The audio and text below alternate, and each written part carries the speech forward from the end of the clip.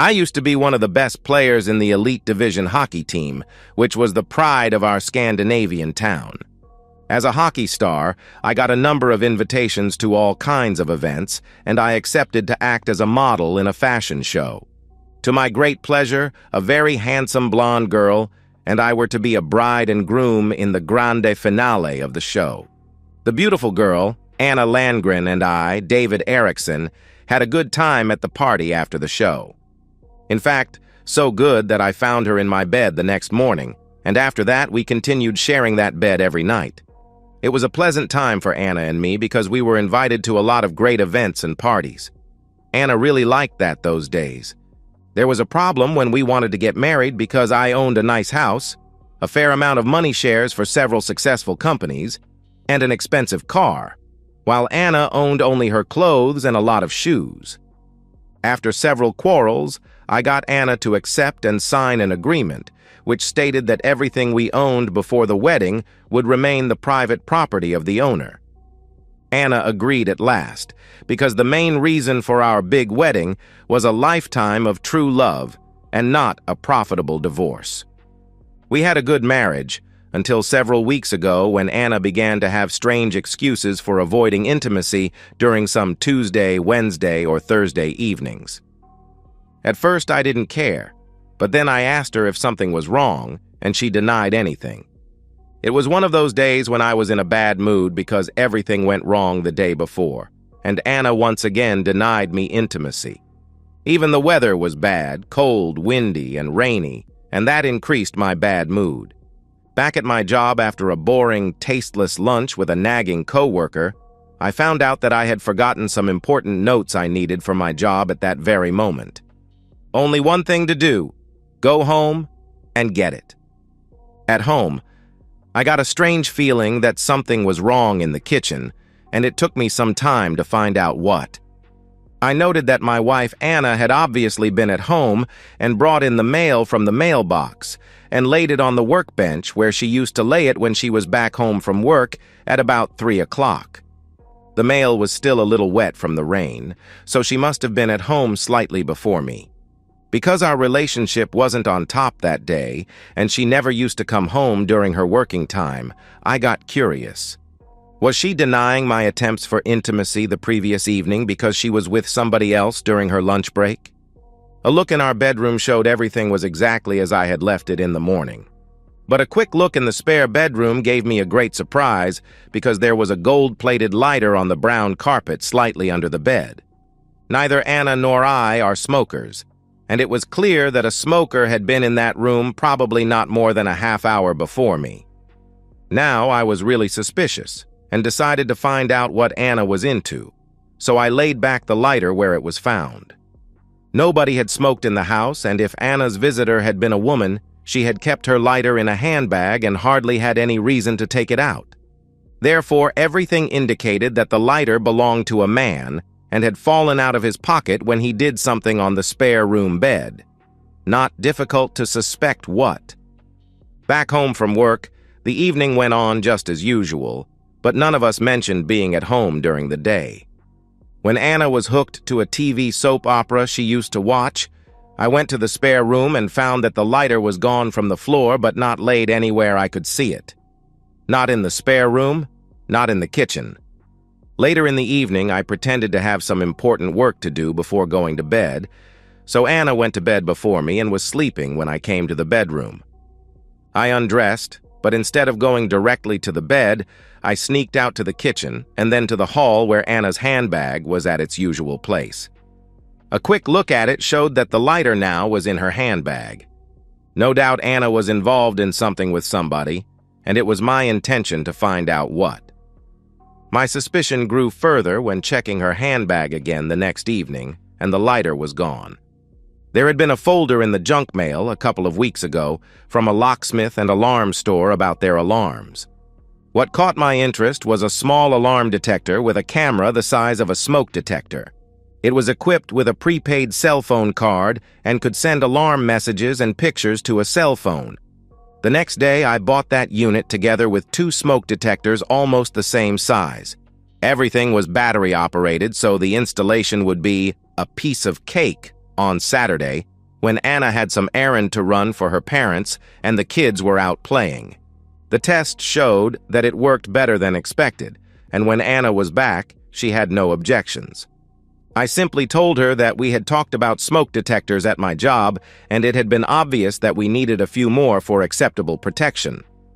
I set the alarm to active Monday through Friday, from the time I left home to the time Anna would be back home just before the kids returned from school.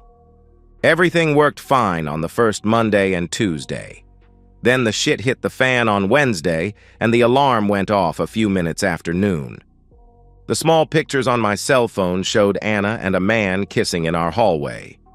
The worst possible thing was obviously going on in my house, and the only possible way for me to take care of this situation was an immediate action. If Anna and that man were being intimate in the spare room, they hopefully were still in action when I got home and rushed in on them with a camera to collect evidence about my dear wife's secret pleasures. Of course, they could even be doing completely innocent matters, but their kiss indicated something far from that. Speeding, I succeeded in getting home in almost 10 minutes and left my car at the street so it could not be seen from the spare room window. I sneaked into the house as silently as possible and could neither hear anything from the kitchen nor the living room. The spare room door was closed, but coming closer, I could hear some muffled sounds from there. My camera was switched to automatic action, taking 9 pictures with every push on the button. I took a deep breath, held the camera in a fast grip, opened the door, and went into the room. I was prepared to see the worst, and that was exactly what I could see. Anna, who still had her blue top on, was lying on her back with spread legs. Between Anna's spread legs was a man's white ass pumping up and down. He was wearing a bright yellow shirt, so it looked like the Ukrainian flag. My entrance took them by surprise, and I took a second serial of 9 pictures before I put the camera in my pocket. I took a few steps to the bed and gave the still surprised man a couple of very hard hits in his face. Obviously, I had got him rather groggy because he didn't try any attempts to resist when I dragged him off my screaming wife. Taking him to the door and throwing out him of the house went without any real problems, maybe because I gave him a few further blows on the way. Back in the spare room, my now loudly crying wife had put on her small black-laced panties and held up her trousers. I told her, "Sexy dressed for lover boy, get out and take away that damn garbage I threw out. Get out of here and take it away from my property." My sobbing wife tried to tell me the standard crap talk of such matters. I'm sorry and can't explain how it could happen, because I didn't do it intentionally. I promise you that it was both the first and the last time I'm doing such a stupid thing. Please forgive me. I took up her lover's trousers from the floor, put my hand in the right side pocket, took up the gold-plated lighter, held it up before her, and said, "Don't lie to me, because I know for sure that today it was the same procedure that has happened every week in this room." When Anna saw the lighter, she understood that I had seen it for a week ago and had drawn the right conclusion about why it was under the bed. Now she screamed, "Oh my God!" Anna's lover boy was a co-worker of hers by the name of Richard Gillendahl. I had met him and his very beautiful wife at a dinner hosted by one of Anna's bosses. A look at his driving license found in his wallet told me it was correct. It even showed that he was 8 years younger than Anna. After that, I told Anna to go out to Richard with his clothes. She did, and a few minutes later they left in her car. I rang my job and said I would stay at home for the remaining time that day and some hours the next day. My marriage was crushed to pieces, so there was no reason for me to let that cheating Richard have a happy marriage with his lovely wife. Action had to be taken as soon as possible. Though a strong temptation to sit down in my most comfortable armchair with a bottle of the raw Rockstar whiskey Jack Daniels that I had won in a lottery at my job, I decided to fix the necessary things first and save my sorrow for later times. The first thing to do was download the pictures from the camera. Though most of them were okay when seen in the camera, one of the last pictures was great on the computer screen. Both faces were visible, and Richard's privates, now out from Anna, were clearly visible and had lost their firmness, indicating that Anna was cheating with a very poorly equipped man. It was a very humiliating picture for both of them. The second thing to do was a phone call to the bank where Richard's wife was working. When she took my call, I simply told her the truth about what Anna and her husband had done in the spare room. She gave me her email address, and I sent her the picture. My next step was to find the phone and email list for employees at Anna's job, which I knew she kept somewhere in our home. It was found in one of her drawers. I sent the picture to 10 important people at the office where Anna and Richard worked. The first of the expected phone calls came 10 minutes later. It was from Richard, who shouted, "What the hell are you damn idiot doing? Be sure that I'll get you regret it." My reply was, "What the hell are you doing? You made a big mistake and have to pay for that." He shouted again, "I'll sue you." "Why in the hell are you whining? You want Anna? You got her and can keep her forever." He hung on. The next call came from a crying Anna. "How can you be so cruel to me?" My reply was short. "Who is cruel? Don't you think it is a cruel humiliation for me to find my wife cheating on me in my own home? That is a damn cruel humiliation indeed." Anna ended her call. Of course, sending the small penis intimate picture of the cheaters to many people was a nasty thing to do. But I didn't regret my actions because I could not see any other options for my vengeance. I was fighting for my own reputation. I had worked hard to be an admired star in our hockey team, respected for never stepping outside, doesn't matter how famous or rough players we met.